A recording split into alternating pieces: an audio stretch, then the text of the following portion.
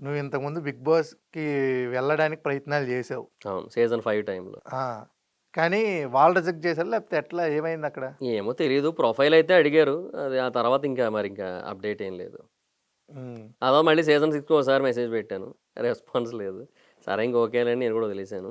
ఇంకా సీజన్ 7లో ఎప్పుడైతే ఇంకా 'ది గ్రేట్ రైతు బిడ్డ' పల్లవి ప్రశాంత్ విన్నర్ అయ్యాడో ఇంక షో మీద రెస్పెక్ట్ పోయింది. ఇట్లా కాదు కదా! ఇలాగైతే ఎలాగా అని చెప్పి. బట్ ఏమో మరి ఇప్పటికి ఒకవేళ అవకాశం ఉంటే ఎళ్తా. నేను ఎళ్ళను అనైతే 100% డామ్ ష్యూర్‌గా చెప్పను. అవకాశం ఉంటే ఎళ్తా. అండ్ నా దృష్టిలో ఏదైతే పోయిందో అంటే ప్రపంచం మొత్తం దృష్టిలో ఇలాగే ఉంటదని నేను చెప్పను. ఇది నాకనిపిచ్చింది. 'బిగ్ బాస్' విషయంలో మాత్రం నేను నా ఒపీనియన్స్‌నే బిలీవ్ చేస్తా. దానికి నేను రివ్యూ చేయలేను నేను. ఎందుకంటే 'బిగ్ బాస్‌ని' నేను మొదటి నుంచి ఒక ఆడియన్‌గా చూస్తుండడం వల్ల నేను చాలా ఓన్ చేసుకున్నా దాన్ని. సో, నేను ఒక 'అభిజిత్' అనే పర్సన్‌ని ఓన్ చేసుకున్నా, ఒక 'సన్నీని' ఓన్ చేసుకుంటా, ఒక 'సోహెల్‌ని' ఓన్ చేసుకుంటా, ఒక 'కౌశల్‌ని' ఓన్ చేసుకున్నా. ఇట్లా ఉంది నాకు. సో, అందువల్ల నేను ఇప్పుడు సడెన్‌గా ఆల్ ఆఫ్ ఎ సడెన్ వచ్చి నేను న్యూట్రలు, నేను నాకెవరు కాదు అని నేను చెప్పలేను. నాకు అందువల్ల ఒపీనియన్సే ఉంటాయి నాకు దాని మీద. పర్సనల్ ఒపీనియన్ ఉంటది. అది నాకు అదే ఆ 'పల్లవి ప్రశాంత్' విన్నర్ అవ్వడం వల్ల నాకు కొంచెం రెస్పెక్ట్ అనేది పోయింది.